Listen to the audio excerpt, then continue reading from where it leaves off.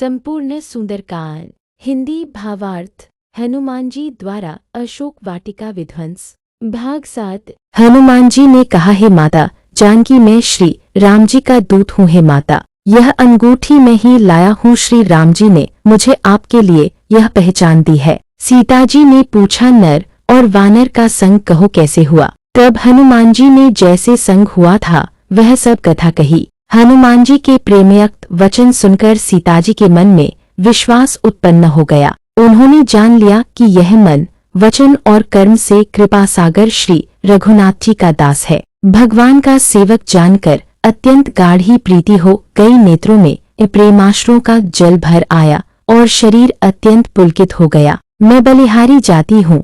अब छोटे भाई लक्ष्मण जी सहित घर के शत्रु सुखधाम प्रभु का कुशल मंगल कहो। श्री रघुनाथ जी तो कोमल हृदय और कृपालु हैं। फिर हे हनुमान, उन्होंने किस कारण यह निष्ठुरता धारण कर ली है। पूर्णविराम। सेवक को सुख देना उनकी स्वाभाविक बान है। वे श्री रघुनाथ जी क्या कभी मेरी भी याद करते हैं। मुंह से वचन नहीं निकलता, नेत्रों में विरह के आंसुओं का जल भर आया। बड़े दुख से वे बोली, हे नाथ, आपने मुझे बिल्कुल ही भुला दिया। सीताजी को विरह से परम व्याकुल देखकर हनुमान जी कोमल और विनीत वचन बोले, हे माता, सुंदर कृपा के धाम प्रभु भाई लक्ष्मण जी के सहित कुशल है, परंतु आपके दुख से दुखी है। हे माता, मन छोटा करके दुख न कीजिए।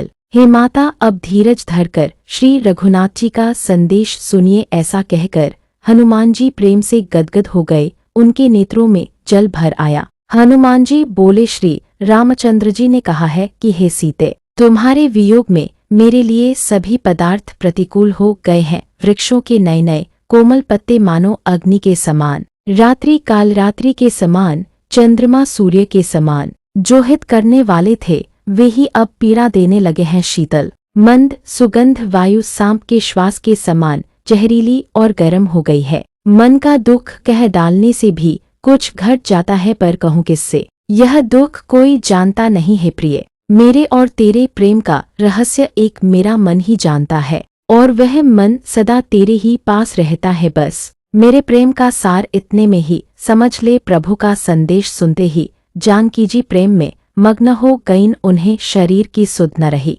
श्री रामचंद्र जी ने यदि खबर पाई होती तो वे विलंब न करते हैं। जानकी जी, रामबाण रूपी सूर्य के उदय होने पर राक्षसों की सेना रूपी अंधकार कहाँ रह सकता है। हे माता, मैं आपको अभी यहाँ से लिवा जाऊं, पर श्री रामचंद्र जी की शपथ है, मुझे प्रभु की आज्ञा नहीं है। अतः हे माता, कुछ दिन और धीरज धरो। श्री रामचंद्र जी वानरों सहित यहाँ आएंगे और राक्षसों को मारकर आपको ले जाएंगे। नारद आदि ऋषिमुनि तीनों लोकों में उनका यश गाएंगे। सीताजी ने कहा, हे पुत्र, सब वानर तुम्हारे ही समान नन्हे नन्हे से होंगे। राक्षस तो बड़े बलवान योद्धा हैं। मेरे हृदय में बड़ा भारी संदेह होता है कि तुम जैसे बंदर राक्षसों को कैसे जीतेंगे। पूर्णविराम। यह सुनकर हनुमान जी ने अपना शरीर प्रकट किया। सोने के पर्वत सुमेरु के आकार का अत्यंत विशाल शरीर था, जो युद्ध में शत्रुओं के हृदय में